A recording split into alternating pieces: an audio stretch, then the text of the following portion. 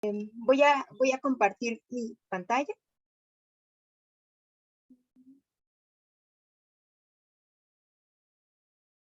Y bueno, voy a dar inicio. El tema que yo que les voy a exponer es sobre los sistemas normativos de los pueblos y barrios originarios de la Ciudad de México. Yo me involucro en este tema a través de mi participación como promotora del programa de fortalecimiento y apoyo a pueblos y barrios originarios en el año 2019. Y digo esto porque me parece bastante interesante. Quizás voy a romper un poco con el esquema que han venido planteando las dos compañeras anteriores, porque yo ahorita les voy a presentar un esquema un poquito más teórico de lo que son los pueblos y barrios originarios. Y este esquema finalmente a mí lo he estado trabajando, y lo he estado trabajando desde la perspectiva de trabajo social, ya que cuando yo entro al programa en la Secretaría de Pueblos y Barrios Originarios y Comunidades Indígenas Residentes, la CEPI, que está aquí en la Ciudad de México, entro en un contexto muy particular. Lo que pasa es que en la Ciudad de México el partido que gobernaba cambia, y entra este nuevo partido y entra una nueva administración y entra en funciones la secretaría. Entonces yo iba recién saliendo de la licenciatura y me doy cuenta que la licenciatura no me había dado las herramientas teórico-metodológicas para trabajar con los pueblos y barrios originarios de la ciudad. Y esto me problematizó un montón, porque finalmente yo me empecé a inscribir en la dinámica del trabajo, en lo que eran las asambleas, lo que era estar en contacto con estas poblaciones, y me di cuenta que en realidad trabajo social no había escrito nada, ¿no? Cuando yo me puse a investigar sobre qué había sobre los pueblos y barrios originarios de la ciudad, me encontré que había muy poco escrito, y lo que había escrito era desde el urbanismo, desde la antropología, desde el derecho, pero muy poco desde trabajo social, ¿no? Y entonces ahí yo empecé a problematizar por qué trabajo social no había escrito o no había generado conocimiento en torno a los pueblos de la ciudad. Porque finalmente estos pueblos tienen una serie de características particulares que más adelante les voy a empezar a exponer. Entonces, en este contexto, yo quisiera iniciar con esta cita de Andrés Medina Hernández, que es uno de los antropólogos que estoy retomando para hacer mi análisis, que dice: las tierras de cultivo se reducen y desaparecen, y con ello los límites visibles de los pueblos. Solo la mirada cuidadosa y entrenada descubre parte de los antiguos asentamientos y el viejo casco urbano que constituye su centro. Solitarios la mayor parte de los días de la semana, articulados al ritmo frenético de la ciudad, por las grandes avenidas y los ejes viales que los cruzan, anuncian estruendosamente su pertenencia por la celebración de las grandes fiestas que configuran su centro ceremonial. Y esto me pareció bastante interesante. Me inicio con esta cita porque finalmente problematiza con algunos de los temas que tienen que ver con los pueblos urbanos, ¿no? Son finalmente pueblos que se ubican en la Ciudad de México, que han sido poco a poco estrangulados por el proceso de urbanización, y que finalmente han resistido una historia de prácticamente 500 años de colonización, y que se han replegado a través de sus sistemas normativos que están básicamente insertos en el núcleo religioso de sus organizaciones locales, ¿no? Entonces, aquí podemos ver me siento muy emocionada porque recientemente he comenzado a hacer ya la investigación en campo. Entonces esta fotografía la tomé apenas en la semana, fue la festividad de la Asunción, de la Virgen de la Asunción, y esta procesión se hizo apenas hace unos días, ¿no? Vemos al pueblo saliendo a cerrar la calle de lo que es Avenida de la Viga, ¿no? Es una de las avenidas principales aquí en la Ciudad de México, y sale el pueblo y toma la avenida, ¿no? Entonces, los objetivos que yo me estoy poniendo para esta investigación es analizar de manera teórica los pueblos y barrios originarios de la Ciudad de México y sus sistemas normativos, problematizar esta situación como organizaciones comunitarias locales en la estructura moderno-colonial. ¿Por qué me interesa problematizarlos en esta estructura? Finalmente, los pueblos y barrios originarios han desarrollado formas de organización que los han mantenido vivos, como ya lo dije, y que han estado en un constante conflicto con la organización estatal, ¿no? Han estado en constantes luchas y movilizaciones, y esto lo voy a problematizar más adelante. Asimismo, voy a presentar distintas reflexiones sobre el posicionamiento epistemológico y político de trabajo social al trabajar con estas comunidades. Creo que es muy importante que como trabajadoras y como trabajadores sociales, sobre todo quienes nos encontramos en la Ciudad de México, podamos insertarnos en el trabajo con los pueblos y barrios originarios, pero al mismo tiempo tomemos una postura pues epistemológica y política, ¿no? La metodología que yo estoy planteando es hacer una revisión documental. En este primer momento hice una revisión documental a través de los textos, pocos textos académicos que encontré, conferencias y foros. Me llama mucho la atención porque los foros que yo estoy retomando no son foros que se organizan por parte de la academia, ¿no?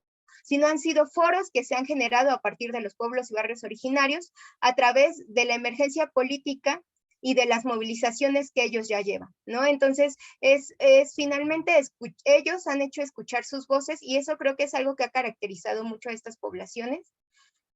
Y yo me estoy planteando desde una perspectiva descolonial que finalmente me ha permitido observar la riqueza que existe dentro de los saberes de estas comunidades en el centro de la organización, ¿no? Finalmente, la perspectiva descolonial está problematizando en tres categorías principalmente, ¿no? Se sitúa en tres procesos de colonialidad, ¿no? Problematiza en la colonialidad del ser, del saber y del poder, y estos tres elementos los voy a ir conjugando a lo largo de la ponencia.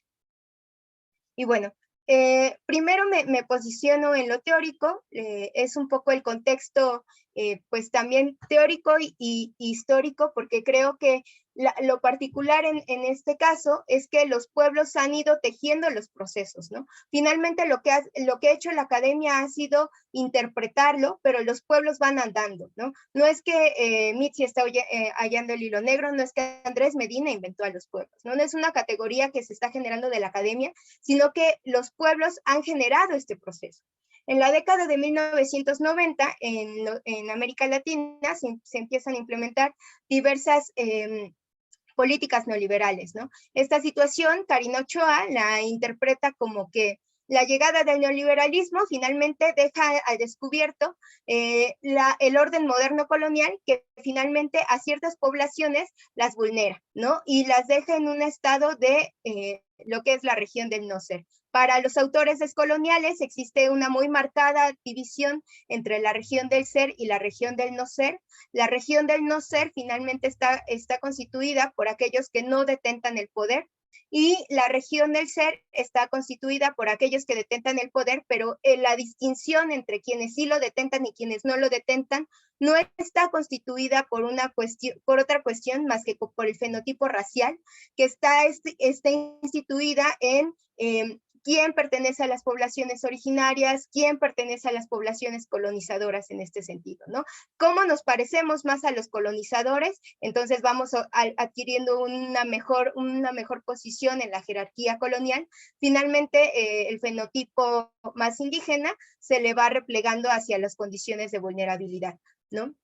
A mí me parece bastante interesante en este sentido que no solamente se vulnera a las poblaciones indígenas, ¿no? Sino que también esta situación pone en situaciones de vulnerabilidad a mujeres, a personas empobrecidas, LGBTIQ y más.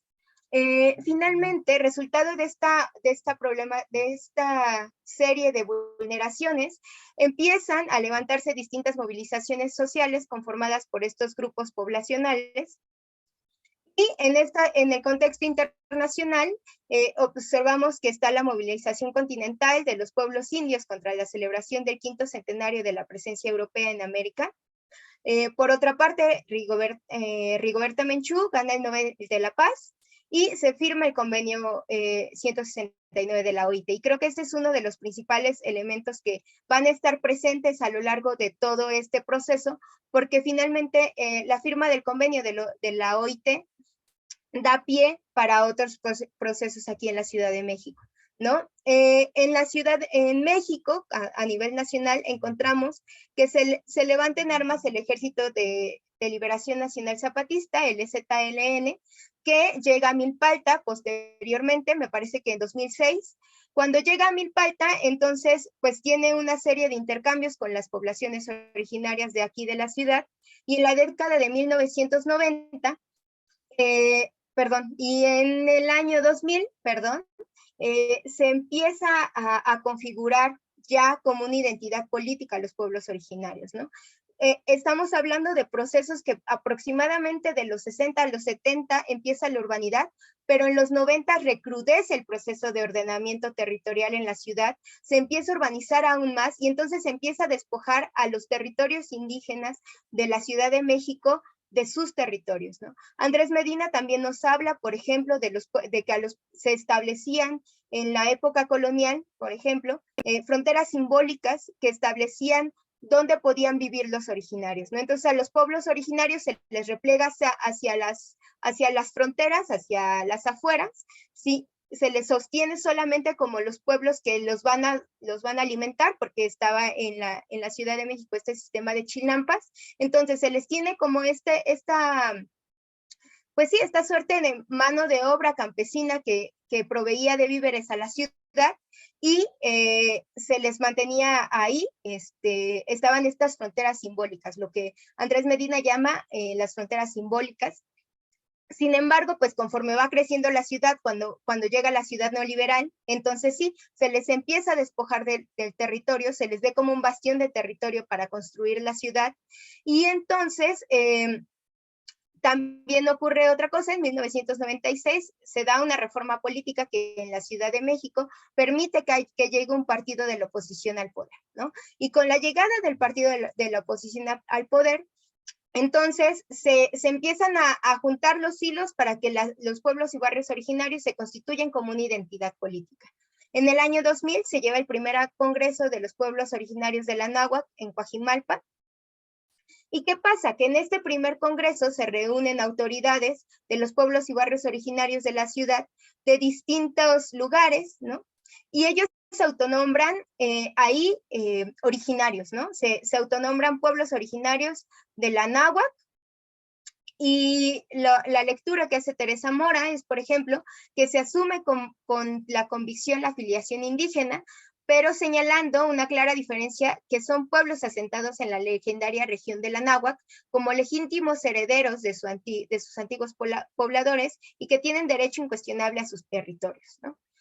Por otra parte, Andrés Medina nos dice que los antiguos pueblos indios pues finalmente toman este nombre, como se menciona en el convenio 169 de la OIT, pero que finalmente para ellos significa otra cosa, ¿no? Significa quitarse de este cargo que es el indio, ¿no? De este término que es el indio, que finalmente está justamente condicionado a la presencia del colonizador, pero que también alude a que los pueblos originarios de América Latina tienen una especificidad política y contextual, ¿no? Y esto creo que es muy importante para el análisis que yo les decía desde trabajo social, porque finalmente lo que yo había encontrado de pueblos originarios, incluso lo que yo había aprendido en la licenciatura de trabajo social, era sobre pueblos originarios, pero no, era ver a los pueblos originarios como los pueblos que no viven en la ciudad, ¿no? Son aquellos pueblos que vienen a la ciudad migrando, son aquellos pueblos que están allá lejanos fuera de la ciudad, que están viviendo en condiciones de extrema pobreza, ¿no? O sea, ya el fenotipo de lo indígena, de lo originario, ya estaba muy bien establecido, ¿no? En México tenemos como indicadores para determinar quién es indígena o no es indígena, por ejemplo, la lengua, ¿no? Recientemente se está moviendo hacia que sí o que si no la autoadscripción, pero en un determinado momento era la lengua, no era la vestimenta, era el fenotipo, ¿no? Y lo que nos pone en juego finalmente los pueblos y barrios originarios de la ciudad, es que son poblaciones que crecieron en la ciudad, ¿no? O sea, son poblaciones que crecieron con la urbanización, que en realidad la lengua, pues, por estos procesos de colonialidad ya se perdió, que el proceso de vestimenta ya se perdió, pero que finalmente tienen ciertas características comunitarias que les han permitido mantenerse, ¿no? ¿Cuáles son estas características comunitarias? Bueno, tienen un patrimonio material y un patrimonio inmaterial. El patrimonio material pues tiene que ver con ciertos vestigios arqueológicos que existen en algunos pueblos, la traza urbana de las calles, algunos tienen todavía cierta como resignificación de algunos santos, ¿no? Están estos santos que tienen que ver con cuestiones católicas, pero que finalmente se les asimilaron a santos, perdón, a dioses que eran de la antigua América, ¿no? O sea, por ejemplo, está el niño Pa, que se tiene el símil que es Tlaloc, ¿no? Que tiene que ver con la lluvia y con la cosecha. O sea, existe una matriz cultural muchísimo más rica de fondo y que nos permite problematizar que sí son originarios, ¿no? Que sí existen, pero que sin embargo no los vamos a ver tan tangiblemente, no nos podemos llevar por el fenotipo y que tienen características de convivencia distintas, ¿no? Que tienen que ver con la forma en la que se relacionan con las familias dentro del pueblo, ¿no? A mí me llamaba la atención recientemente que estaba en Iztacalco, que toda la gente se conoce, ¿no? Aquí en la ciudad ya se ha perdido un poco esta cuestión de conocer a tus vecinos y demás, pero en los pueblos todavía está que el fulanito es y se llaman hermanitos, ¿no?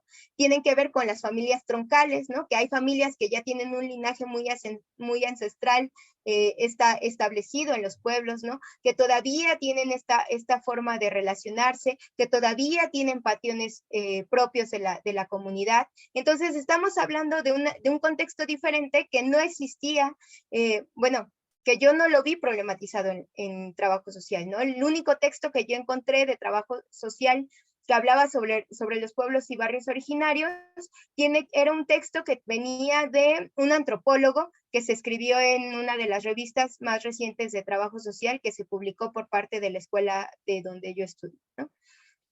Luego viene esta otra discusión sobre si son pueblos y barrios originarios de la náhuatl o son de la Ciudad de México, ¿no? Lo que es Marta Olivares, recientemente en un foro nos dice que asumir a los pueblos y barrios originarios como pueblos y barrios originarios de la náhuatl tiene que ver con respetar la matriz cultural mesoamericana que tiene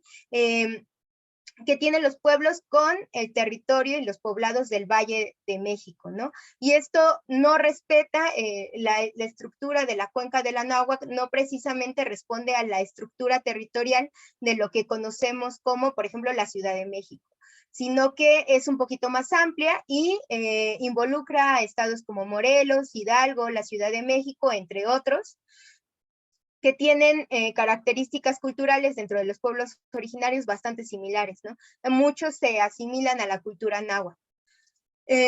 Sin embargo, cuando nosotros los asumimos como pueblos y barrios de la Ciudad de México, yo uso este término porque finalmente es el término legal, ¿no? Es el término que podemos usar, que se estableció en el 2017 como parte de la Constitución de la Ciudad de México, que el hecho de que los pueblos llegaran a obtener derechos colectivos en la Constitución de la Ciudad de México en 2017 fue un proceso de luchas, ¿no? Que los pueblos venían transitando desde los años 90, como ya les comenté, por insertarse en la agenda, ¿no? De la Ciudad de México.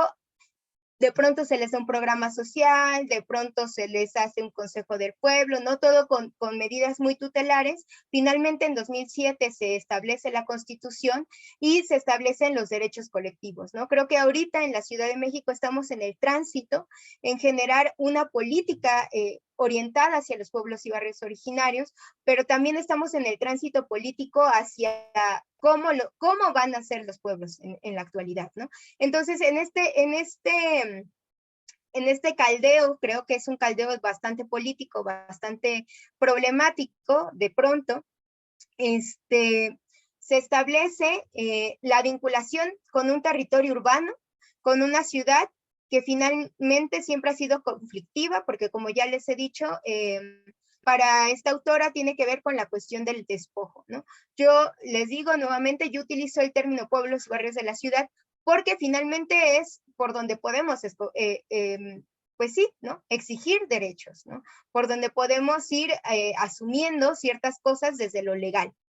Para la Constitución de la Ciudad de México, los pueblos y barrios originarios son aquellos que descienden de poblaciones asentadas en el territorio actual de la Ciudad de México desde antes de la colonización y que establecen sus fronteras, conservan sus propias instituciones sociales, económicas y culturales, políticas, sistemas normativos propios, tradición histórica, territorialidad y cosmovisión o parte de ellas, ¿no? Finalmente, creo que los pueblos y barrios originarios se encuentran por toda la ciudad y cada uno tiene una especificidad bastante distinta, ¿no? Yo planteo que finalmente los sistemas normativos se encuentran en un sistema moderno colonial, que este sistema moderno colonial reconoce al Estado como la unidad legítima de poder que organiza la vida social desde una manera muy clásica, ¿no? De una manera casi absoluta es como lo que nos guía, ¿no? Es lo que establece la política, ¿no? Y finalmente está constantemente destinado a preservarse a sí mismo.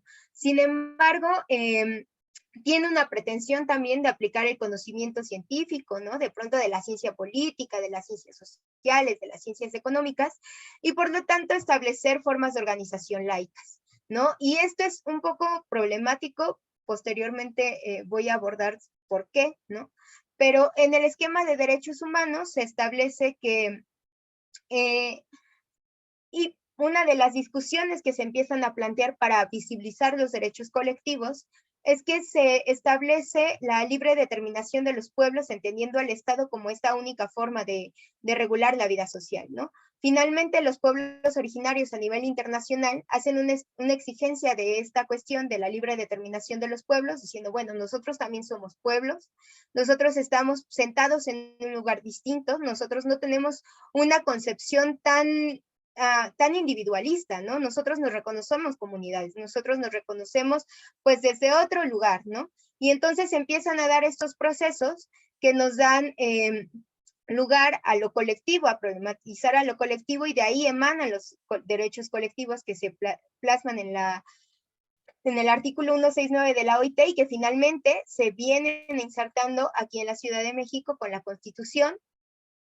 Y que finalmente aquí lo que nos está planteando es que tenemos dos sistemas normativos que tienen que coexistir, ¿no? Por una parte está el sistema normativo del Estado, que tiene que ver con la política pública y demás, pero finalmente también tenemos los sistemas locales, los sistemas de los pueblos y barrios originarios, los sistemas no solamente en la ciudad, finalmente estos están presentes en las comunidades indígenas en todo el país. Creo que en Oaxaca es aquí en México, donde se tiene muchísimo más camino andado en tema de los sistemas normativos, son muchísimo más reconocidos, incluso se les conoce como sistemas de usos y costumbres, desde una perspectiva un poquito más tradicional. Yo les llamo sistemas normativos, porque finalmente son estos sistemas que organizan la vida social de estas comunidades, ¿no? Es por ello que Saldivia hace este reconocimiento y hace un llamado hacia el pluralismo jurídico, ¿no? Para este autor, el pluralismo jurídico consiste en el reconocimiento de la existencia de más de un sistema jurídico dentro de un espacio geopolítico, y nos hace llamados a que la justicia indígena es uno de los casos, ¿no? Esto nos está problematizando en casos, por ejemplo, como Cherán, donde ya estamos hablando de gobiernos autónomos por parte de pueblos originarios. Entonces, finalmente, los pueblos originarios, como ya les decía, están a lo largo de todo el territorio urbano. Por ahí hay ciertos autores que establecen como algunas ciertas caracterizaciones a través de sus particularidades, ¿no? existen distintas investigaciones. Yo lo que estoy problematizando es que finalmente los pueblos que ahorita están muy estudiados tienen que ver con pueblos del sur principalmente. Son pueblos que todavía conservan un esquema muchísimo más tradicional, muchísimo más rural, pero por ejemplo hay pueblos como el que les decía de Iztacalco que están en medio de la ciudad, ¿no? Están súper ocultos en la ciudad, pero están en un núcleo. Entonces es como ves la ciudad y llegas al pueblito y te pierdes, ¿no? Entonces, son estas otras lógicas, ¿no? Medina, en este sentido, nos habla de la ausencia de un escalafón, una jerarquía estricta, en la cual se establecen posiciones, ¿no? La jerarquía de poder, ¿no? Para él encontramos más bien un pequeño grupo que dirige y organiza con un extenso número de agrupaciones. A veces son las mayordomías, a veces son comisiones de festejos, a veces son los que atienden el panteón, a veces tiene que ver con otras formas de organización, pero sobre todo la verticalidad tienen un sistema bastante complejo, ¿no? De pronto no es la misma mayordomía en todos los lugares, de pronto van cambiando las mayordomías, entonces es muy complejo entender cómo es que se dan estos procesos. Ahí es donde yo me estoy insertando. Finalmente, algo que me parece muy importante es que en los sistemas, en estos sistemas de organización de estos festejos, todas las personas que tienen que ver con el pueblo y que se asumen originarias y que tienen que ver con esta cuestión, toman un papel, ¿no? Si bien a veces el mayordomo, la mayordoma tiene, digamos, un cargo específico de organizar o ponen una cierta cantidad de dinero, finalmente existe una voluntad del pueblo de cooperar con las cuotas para llevar a cabo pues, las diversas tradiciones. También los pueblos tienen sus propios recursos, sus propias formas, ¿no? Y esto tiene que ver con lo religioso, ¿no? En el caso de Iztacalco es donde yo estoy trabajando y sí, ¿no? O sea, finalmente estas formas de organización y estas formas de mantener, digamos, la autoridad moral tiene que ver con lo religioso, ¿no? Entonces, estamos viendo como en este sentido un choque, ¿no? Estamos hablando de un Estado laico frente a una lógica que tiene que ver con una lógica religiosa, ¿no? Y que finalmente en lo religioso también se vincula a lo político, ¿no? Y que bueno, esto lo hablo un poquito más adelante, ¿no?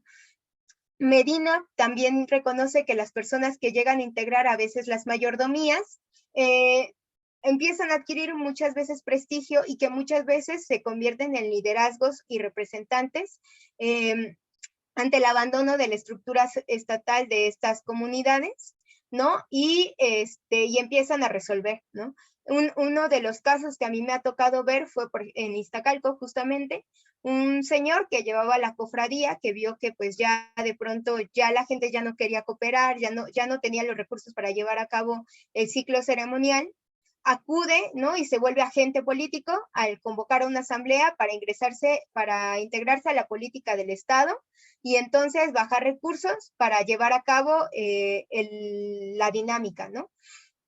Por otra parte, Ortega documenta, ¿no? La falta de identidad dentro de las autoridades locales de los pueblos, que en algún momento se les vincula a la autoridad delegacional, ¿no? Lo que pasó en lo que era Milpalta, Tláhuac, Xochimilco un poco, era que ellos tenían sus autoridades y en algún momento se hace una reforma política y a estas autoridades se les asume como parte de la delegación, ¿no? Entonces las personas ya no recibían un sueldo, se tienen que integrar a las órdenes del delegado y finalmente no saben si responden al pueblo o si responden al delegado, pero son elegidos por el pueblo, ¿no? Entonces empieza a haber una crisis de identidad que va desgajando y algo que creo que ha problematizado mucho el tema en los pueblos originarios y que también han problematizado los autores, tiene que ver con la entrada de los partidos políticos a las comunidades, porque finalmente estos llegan con sus intereses, llegan con una especie de aprovecharse del bastión comunitario que existe en estos pueblos y finalmente se generan grupos y se empiezan a confrontar, ¿no? Se empiezan a confrontar los intereses. Algo de lo que comentaban las compañeras anteriormente es que cuando uno entra al campo, pues finalmente uno se da cuenta de las divisiones que se presentan, ¿no? Yo creo que yo cuando entré a las primeras asambleas en los pueblos, me di cuenta de finalmente que sí, ¿no? Tenemos una idea de la comunidad, pero finalmente no hemos problematizado en la diversidad de intereses que existen y cómo mediar esos intereses, porque finalmente llega un momento en el que esto puede ser demasiado problemático y podemos estar metiendo a la propia comunidad en conflicto, ¿no?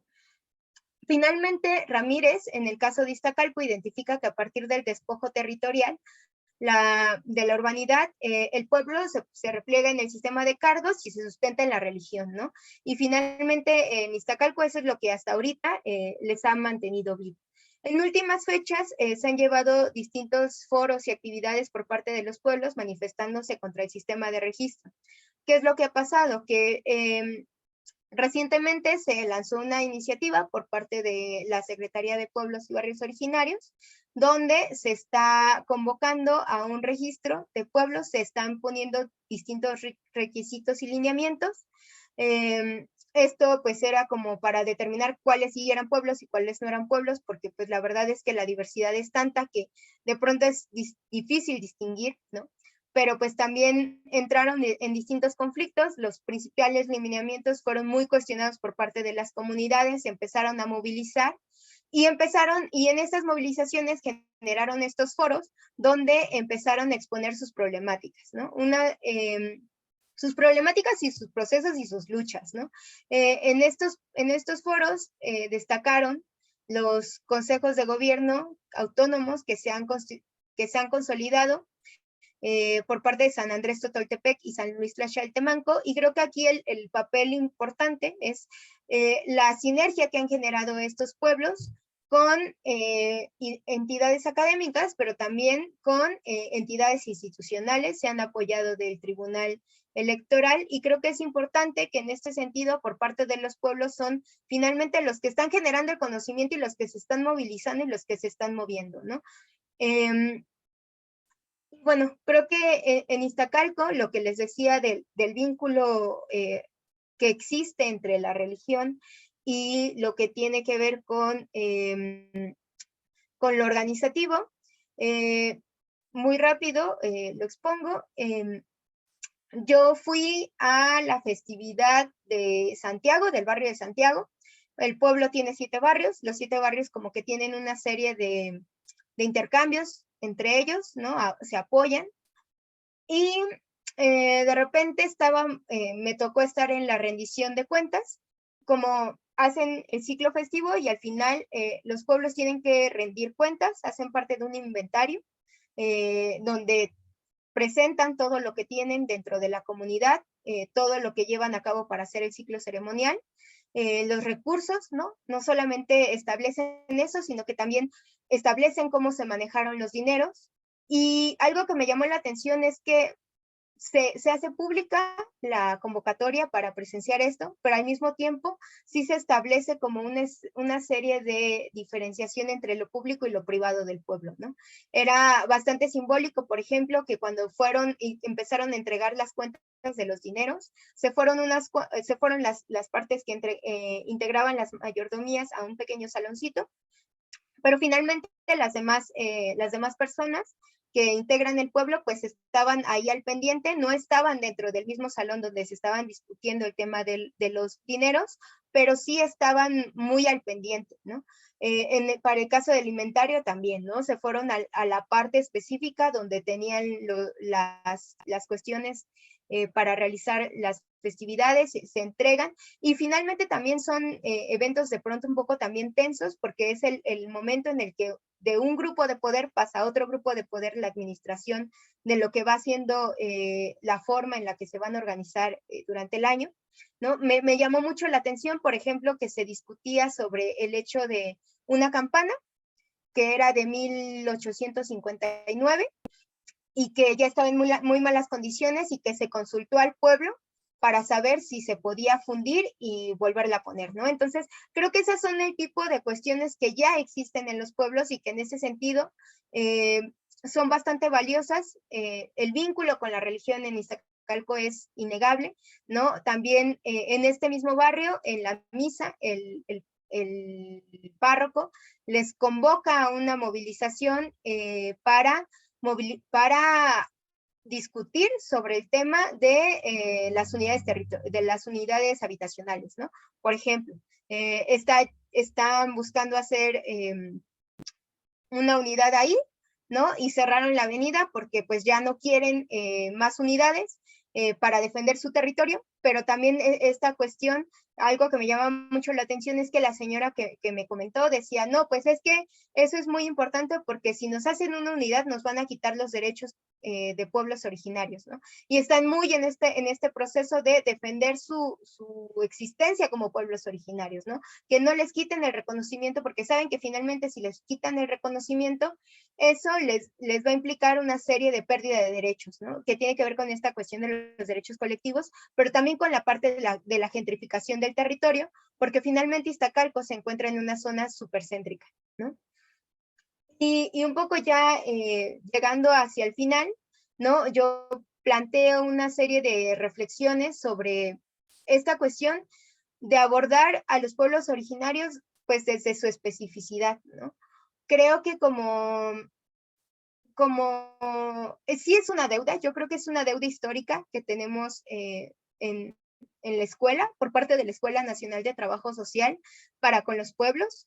Yo no diría que trabajo social no ha hecho nada en los pueblos y no ha hecho nada en los territorios de los pueblos, porque finalmente yo creo que tengo una trayectoria bastante corta. Llevo 2 años de que egresé de la licenciatura, pero ya en mis prácticas llegué a realizar prácticas en el territorio de los pueblos y barrios originarios, y yo creo que hubiera sido muchísimo más fácil el atender a las problemáticas de la comunidad si nos hubiéramos puesto en esta lógica de entender lo que era el estar en un territorio de un pueblo, de un barrio, entender cuáles eran las lógicas comunitarias, porque en ese momento yo me acuerdo que estábamos con un tema de derechos humanos, ¿no?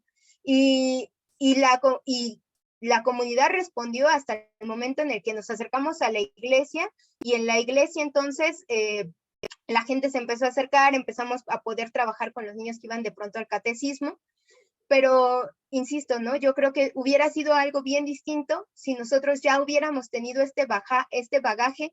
Creo que de pronto los estudios históricos, ¿no? Los estudios antropológicos pudieran enriquecer muchísimo más el trabajo y la labor del trabajo social comunitario dentro de los territorios de los pueblos originarios.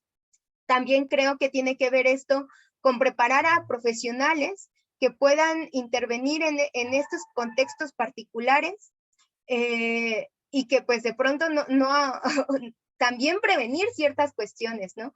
Yo trabajando en la institución, pues creo que aprendí a palos y catorrazos en las asambleas, donde pues de pronto la gente tiene ya tantas complicaciones y tantas disputas y conflictos que pues de pronto entre ellos se empiezan a agredir y de pronto uno tiene que entrar a mediar ciertas situaciones, pero pues muchas veces en ese sentido yo me sentía como que salí sin herramientas, ¿no?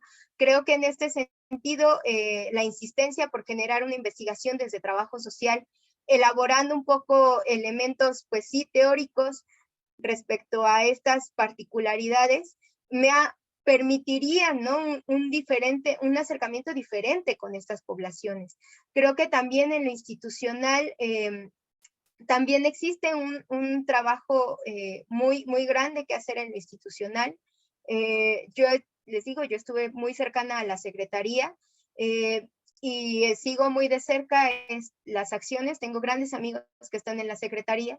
Sin embargo, pues de pronto la secretaría también tiene sus conflictos, ¿no? Y también tiene los conflictos que yo creo que tienen muchas otras personas, que es que hace falta personal que esté capacitado para abordar el tema de los pueblos de una manera que no sea discriminatoria, ¿no? Y en ese sentido es que yo planteo esta cuestión de que sea una perspectiva multicultural o intercultural que no sea específicamente pensando en los pueblos originarios como un fenotipo establecido de lo folclórico o de lo que queremos ver como los pueblos originarios, ¿no? Sino también reconocer a los pueblos originarios en su carácter político y en su carácter, pues también urbano, ¿no? Y como identidades que se actualizan y que han persistido durante tantos años, pero que también han desplegado,